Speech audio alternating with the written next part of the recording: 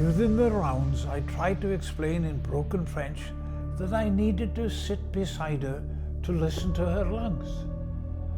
Struggling with the French word for sit, I resorted to Welsh. I would couch by her. She interpreted this as coucher, which meant I was going to sleep with her. The ward erupted in laughter. My reputation as a serious doctor, gone.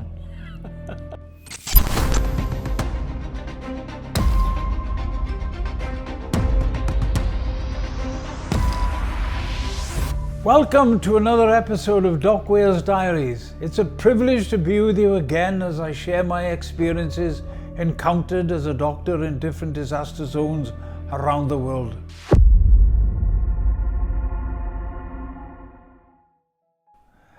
These are stories of faith and the many incredible ways God works in our lives. As we begin, let's take a moment to reflect on Ephesians 2 verse 10. For we are his workmanship, created in Christ Jesus for good works, which God prepared beforehand that we should walk in them. This verse has shaped my calling and continues to remind me that every step we take in obedience is part of God's greater plan. Today I invite you to step into my story, standing at the Congo border in Goma, with uncertainty ahead and a calling in my heart. It was there that my journey truly began. The border crossing was like something out of an old black and white cowboy movie. Chaotic, tense, and unpredictable. Soldiers stood guard, gripping their AK-47s with their expressions hardened by conflict and exhaustion. Among the crowd there were United Nations workers, traders with battered suitcases, and hopeful travelers pushing forward. Immigration was controlled by a rebel force. My passport was taken. The price of entry, $50. Each table had misspelled signs hastily painted on scraps of wood. The whole process was an odd mix of disorder and rigid control. At every checkpoint, I felt like an outsider, until at the final table, a young soldier engaged me in conversation.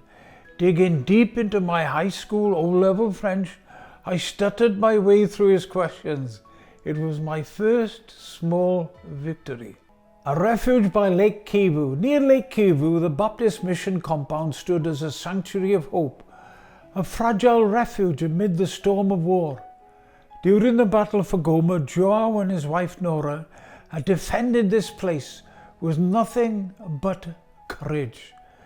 When rebels arrived to seize their vehicles, Joao negotiated with measured words and unshaken resolve.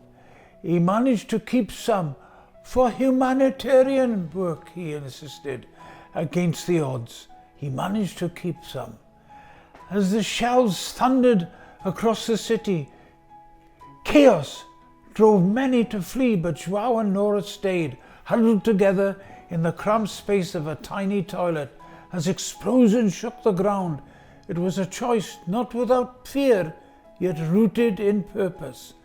When the dust settled and peace returned, their unwavering presence had not gone unnoticed. Those who had remained looked at them differently, with a respect that could only be earned through sacrifice and steadfast faith. Memories of that mission home flood my mind. When I think of the mission home where Joao and Nora lived, our assistant, Napoleon, a man of mystery, spoke flawless French. He strutted around with oversized wellies and seemed to rule not just the mission home, but the entire village. Each morning, Napoleon assembled my first patients on the wall outside the house. They sat waiting, silent, expectant, knowing that before I left for the hospital, I would see them. One day I wandered too close to Mobutu's headquarters. Napoleon rushed after me, frantically pulling me back. His instincts were right. There were paths a foreign doctor shouldn't simply walk through. Knights brought their own battles, Mosquito nets were meant to keep the pests away, but some always found their way in. I devised a plan. Bare my chest, lure them in, strike! Each morning my chest was speckled with tiny bloodstains, the remnants of my nighttime victories. Bathing was another challenge in that home. No showers here, just a bowl and a jug of water, and speed. Yes, the hardships were there, but Nora's cooking was a constant comfort. Spaghetti bolognese one night, manioc another night, a simple meal, but a feast in this land of scarcity. When I arrived at Virunga Hospital in Goma, I could feel the weight of what lay ahead. Joe Lucy, the hospital's director, had been working tirelessly, and he was overdue for a break.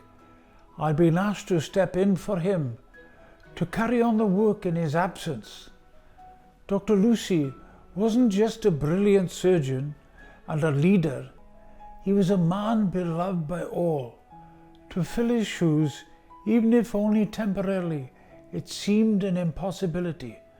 The night before my first day, I hardly slept. My mind raced. Could I handle this?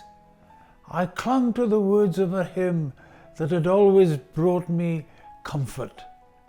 We go in the strength of the Lord was our choir motto. I would need that strength, perhaps more than ever before in my life.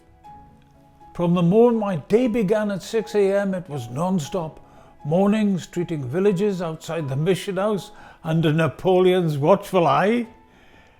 Days, the hospital rounds, surgery, emergency cases, and in the evenings, tended to the wounded soldiers housed in the tents in the hospital compound. Malaria, pneumonia, infections. The patients kept coming, lining up with endlessly, each more desperate than the last. Nora, ever thoughtful, packed a simple lunch for me, which I often shared with my team, knowing how scarce food was. Her homemade meals were more than sustenance. They were a lifeline, a reminder of kindness in the midst of chaos. By 5 o'clock, I was exhausted, but even then the patients kept coming. There was no time to rest. João, always mindful of my limits, would appear without fail at the right time at the end of each grueling day. He would clap his hands, signaling the end of the shift with a familiar phrase, "À demain," tomorrow, tomorrow. That promise was kept. It kept us going all the time. The day would end, but the work would continue. My training had prepared me, but nothing could fully prepare a doctor for war. A soldier with a shattered leg, likely from a landmine explosion, an above-knee amputation was his only chance. I remembered the techniques I had learned in Canada and made the first incision. A teenage boy, speared in the chest, struggling to breathe, his lung filled with blood. Improvising an underwater drainage system, I watched as his breathing steadily improved. A woman with a deadly sepsis we operated on. As we prayed against the odds, she survived. There were small victories too. I had brought a fetal heart monitor as a gift to the hospital. One day a nurse came running. "Hey, the baby's heart was dangerously fast." Upon examination, I realized the truth. There wasn't one heartbeat, there were two. The mother was carrying twins, and we rushed her into a cesarean section as an emergency. Days later, she asked me for my name. "Stephen," I replied, and I told her I had a brother named Philip. She named her two boys Philip and Stephen, and I'm incredibly proud of that. Somewhere in the Congo today, there are two brothers named after two Welsh boys. If they're anything like my brother and I, well, God help their parents. War is cruel, but even in war there is humour. An elderly patient had been hospitalised by her son, who was a hospital worker, so he wouldn't have to care for her at home. During the rounds, I tried to explain in broken French that I needed to sit beside her to listen to her lungs. Struggling with the French word for sit, I resorted to Welsh. I would couch by her. She interpreted this as coucher, which meant I was going to sleep with her. The ward erupted in laughter. My reputation as a serious doctor, gone.